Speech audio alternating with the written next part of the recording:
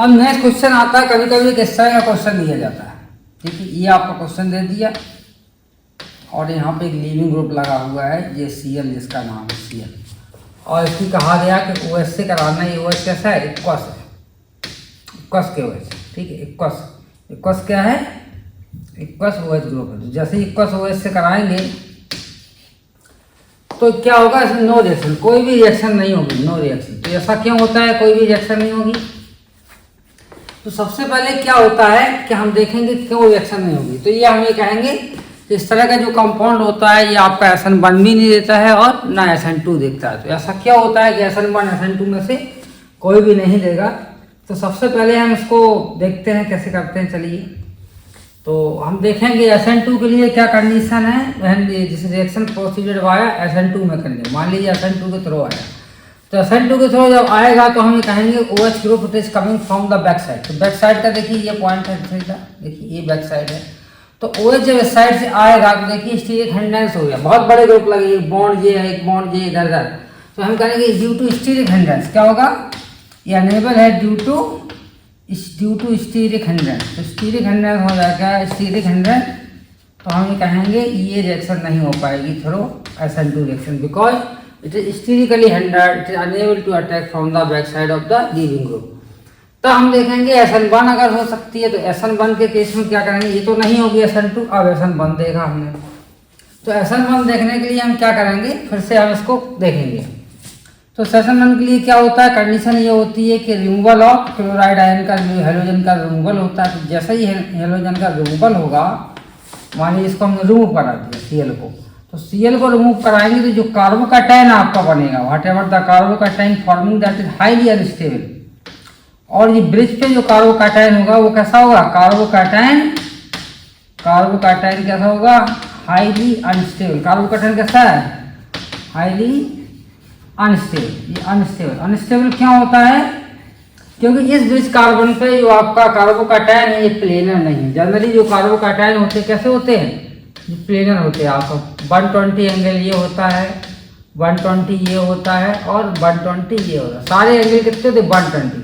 देखिए इसमें एंगल क्या है? नीचे की तरफ झुका हुआ है। तो यहाँ से हम ये कहेंगे कि इस हाईली अनस्टेबल, तो इसका इसमें कन्वर्जन पॉसिबल नहीं। ये क्या है? इट इज नॉट कन्वर्टिंग, ये removal of Cl is not possible. ये हम कहेंगे the formation of the carbocation the bridge carbon atom it is unable, it is impossible. ये बनता नहीं है। तो नहीं बनता तो हम ये कहेंगे नो रिएक्शन। ऐसे केस में क्या होगा? नो रिएक्शन होगी, क्योंकि कार्बोकैटायन ही नहीं बनेगा तो नो रिएक्शन हो जाएगी। चलिए ये बताते हैं। अब नेक्स्ट आता है आपका, और भी क्वेश्चन हो सकते हैं, इसको हटा देते हैं। और क्या हो सकता है? मान लीजिए एक आपका ऐसा क्वेश्चन है, कभी कभी ऐसा पूछ सकते हैं, जैसे मान लीजिए आपका ये Cl ग्रुप लगा हुआ है यहाँ पे, this is the Cl group, और यहाँ पे टर्शियरी ब्यूटाइल ग्रुप है, दिस इज द क्या लेगा? टर्शियरी ब्यूटाइल ग्रुप है।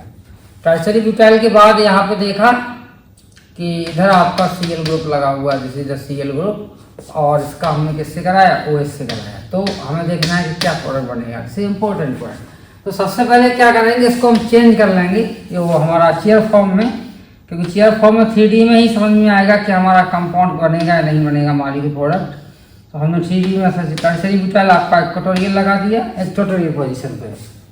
और यहाँ पे देखिए डाउन हमारा क्या है? जैसे डाउन हमारा क्या है? Cl आपका नीचे की तरफ है और हाइड्रोजन आपका ऊपर की तरफ है। देखिए Cl आपका बिलो द प्लेट।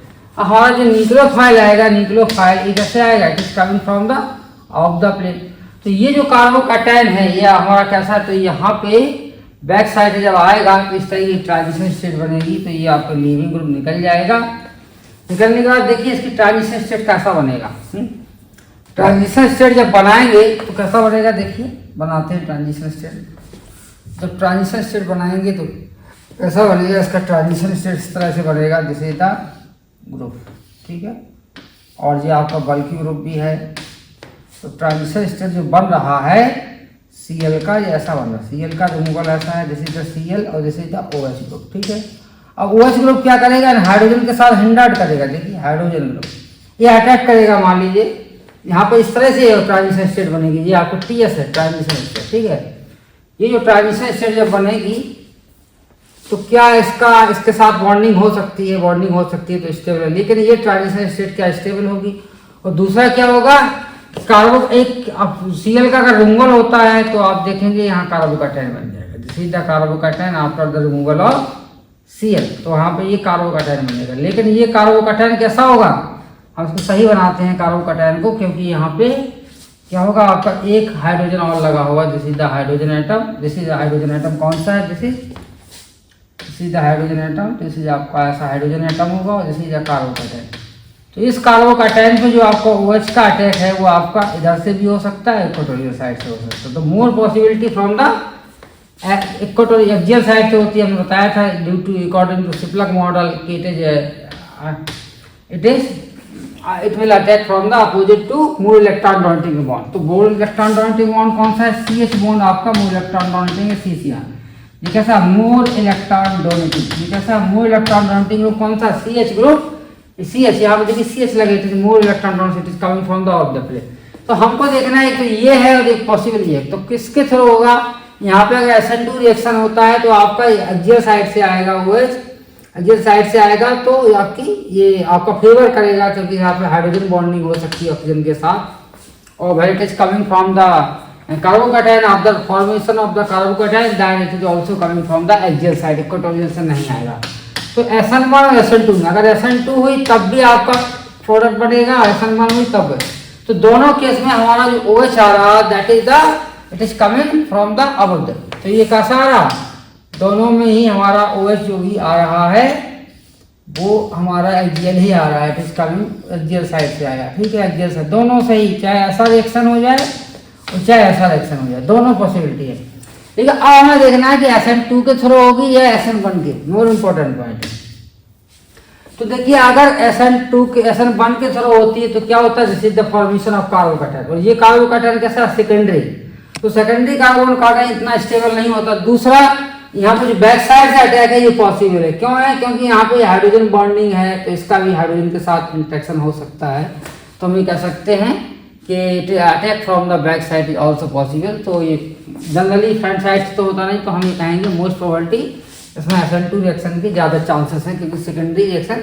तो इसमें कौन सी रिएक्शन होगी, अगर आपका टिक लगाया जाए SN1 के थ्रू होगा या SN2 के थ्रू होगा, तो हम कहें SN2 की मोर पॉसिबिलिटी, SN1 की नहीं। तो करेक्ट आंसर आपका क्या हो जाएगा, SN2। और product in both the cases आपका एक्सियल साइड से होगा, OH कहाँ से आएगा, it is coming from the axial side, whether it is occurring through the SN1 mechanism और SN2 मैकेनिज्म। चलते हैं आगे, चलते हैं नेक्स्ट पेज। अब आता है न्यूक्लियोफिलिक सब्स्टिट्यूशन में, तो ये हो गया था आपका। एक आता है हमारा क्रेम्स मॉडल। क्रेम्स मॉडल क्या होता है ये हम आपको बताते हैं, क्रेम्स मॉडल किसको बोलते हैं। चलिए क्रेम्स मॉडल, तो क्रेम्स मॉडल क्या होता है, क्रेम्स मॉडल, क्रेम्स मॉडल हम आपको समझाने जा रहे हैं कि what is the cramps model. तो ये बहुत इंपॉर्टेंट है, कई बार इससे क्वेश्चन पूछे गए क्रेम्स मॉडल से CSIR में। क्रेम्स मॉडल, तो क्रेम्स जो मॉडल होता है ये किसके लिए होता है, कि मान लीजिए आपका कोई कंपाउंड है, जैसा कंपाउंड है कि कायरल हो और उसमें कोई कार्बोनिल ग्रुप लगा हो, जैसे for example this is the carbonyl group, aldehyde है, और यहाँ पे this is the chiral carbon atom, hydrogen atom है, दिस इज आपका एनी एटम है, और जैसे फ्लाइल एटम है, ठीक है। और इसका हमने किसी न्यूक्लियोफाइल के साथ कराया, फॉर एग्जाम्पल न्यूक्लियोफाइल इज, मान लीजिए आपका मिथाइल मैग्नीशियम ब्रोमाइड है, क्या है, मिथाइल मैग्नीशियम ब्रोमाइड। तो मिथाइल मैग्नीशियम ब्रोमाइड में जो आपका लीविंग न्यूक्लियोफाइल होगा दैट इज आपका एमी ग्रुप होगा।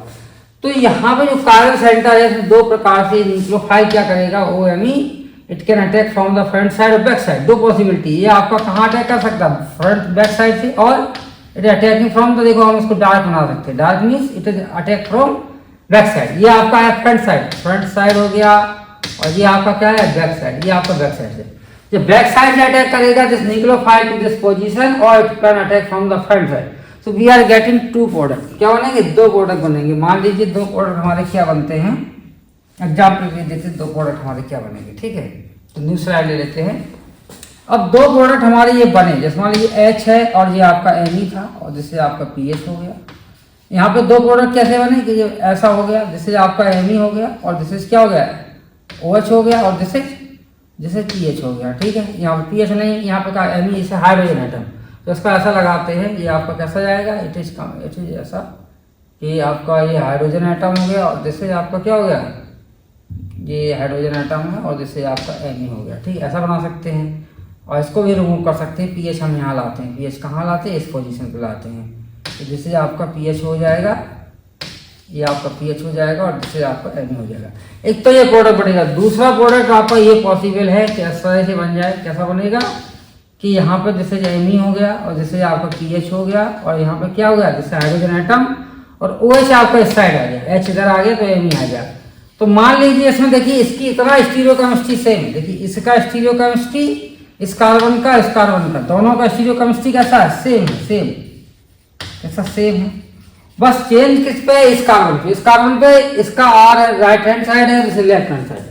जब राइट हैंड साइड तो स्टीरियोकेमिस्ट्री इसकी अलग होगी, इसकी अलग होगी। दोनों प्रोडक्ट आपके कैसे बन जाएंगे, they are in the mixture. General we are getting like that product after the reaction with Grignard agent.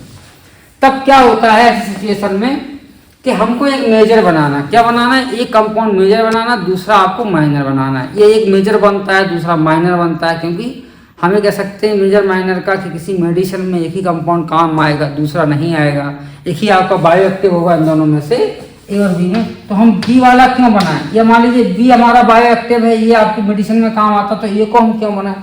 तो हमारा एक ही मेजर है, तो एक जो मेजर बनता है तो उसको हम समझा सकते हैं अकॉर्डिंग टू क्रेन्स मॉडल। हम किसके आधार पर आएंगे, the explanation of the formation of this major product can be explain on the basis of Cram's model. तो हम देखिए क्रेन्स मॉडल आपको समझाते हैं नेक्स्ट टर्न पे। जब तक के लिए आप अपना वीडियो मेरा अच्छे से तैयार करिए और उसको समझिए, ठीक से देखिए इसको। पहले बार वीडियो में आप क्या करेंगे, एक बार आप जस्ट लाइक ऐसे देखेंगे, बस से ऑब्जर्व करेंगे। सेकंड टाइम में क्या करेंगे, आप कॉपी और पेन लेके बैठ जाएंगे और एक एक नोट्स बनाएंगे, क्या समझ हम पढ़ा रहे हैं वो आपको सारा चीज़ समझ में आएगा, एक एक पॉइंट क्लियर होंगे। तब तक के लिए नमस्कार, thank you for watching this video, thank you.